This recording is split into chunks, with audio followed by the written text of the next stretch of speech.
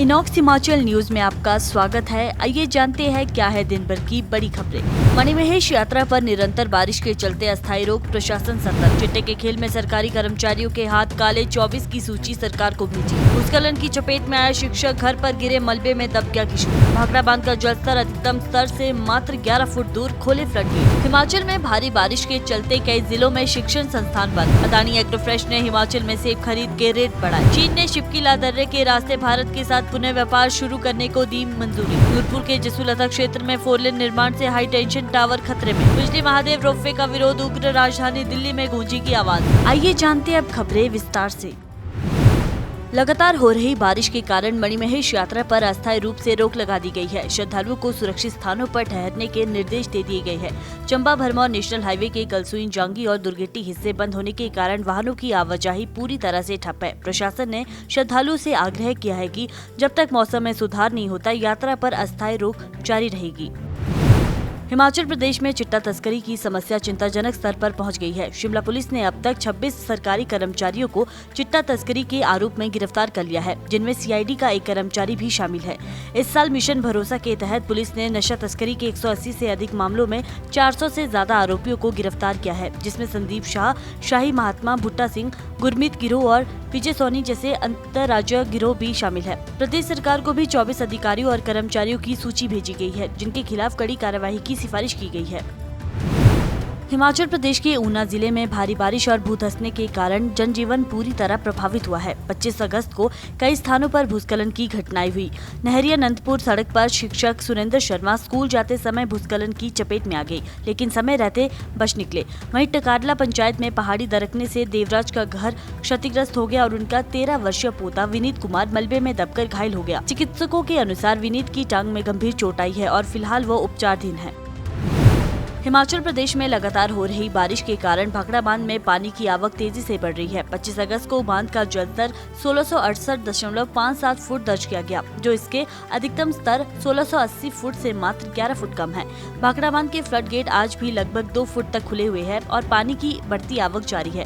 भाखड़ा बांध में 64,811 क्यूसिक पानी की आवक हो रही है, जबकि टर्बाइनों के माध्यम से 38,167 क्यूसिक पानी छोड़ा जा रहा है।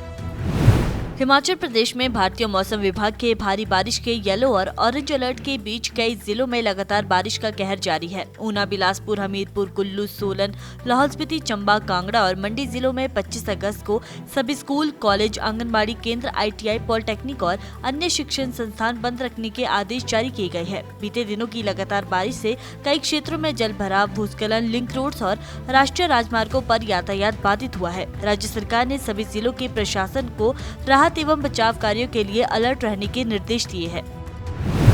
अदानी एग्रोफ्रेश लिमिटेड ने हिमाचल प्रदेश में सेब सीजन के पीक पर अपनी खरीद प्रक्रिया शुरू कर दी है। इस बार कंपनी गुणवत्ता वाले बड़े, मीडियम और छोटे ग्रेड के सेब को 85 रुपए प्रति किलो के हिसाब से खरीदेगी, जो पिछले साल से 5 रुपए ज्यादा है। इसके अलावा अन्य ग्रेडिंग के सेब और अलग अलग रंग के सेबों के लिए भी कंपनी ने रेट घोषित किए हैं।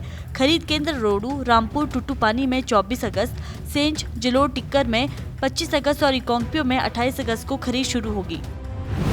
हिमाचल प्रदेश सरकार ने बताया कि चीन ने किन्नौर जिले में स्थित शिप्की ला दर्रे के रास्ते भारत के साथ सीमावर्ती व्यापार फिर से शुरू करने पर सैद्धांतिक रूप से सहमति दे दी है। ये प्रस्ताव चीन के विदेश मंत्री वांग यी की हालिया भारत यात्रा के दौरान चर्चा में आया। कोविड-19 महामारी के कारण साल 2020 में बंद हुआ ये व्यापार फिर से बहाल होने जा रहा है। राज्य सरकार अब वाणिज्य मंत्रालय के साथ औपचारिक प्रक्रिया पूरी करके इस व्यापार को जल्द से जल्द शुरू करने की तैयारी में है। कांगड़ा जिले के नूरपुर में लगातार बारिश और 4 लेन कार्य के कारण जसूलता वार्ड नंबर 7 में स्थित शानन विद्युत प्रोजेक्ट का हाई टेंशन टावर क्षतिग्रस्त हो गया है, जिससे इसके गिरने का खतरा मंडरा रहा है। टावर के नीचे करोड़ों की संपत्ति है और पास में स्थित निजी स्कूल में रोजाना 500 से अधिक बच्चे पढ़ते हैं, जिनका जीवन जोखिम में है। स्थानीय लोगों का आरोप है कि 4 लेन निर्माण कार्य अनुभवहीन ठेकेदारों द्वारा किया जा रहा है, जिससे सुरक्षा को गंभीर खतरा उत्पन्न हुआ है।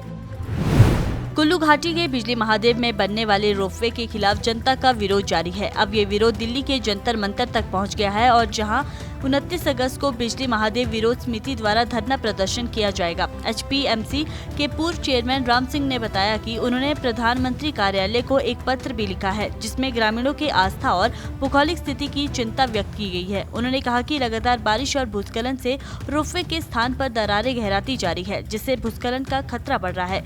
प्रदर्शन के लिए 100 से 150 लोगों की अनुमति मिली है, जो 28 अगस्त को कुल्लू से दिल्ली के लिए रवाना होंगे।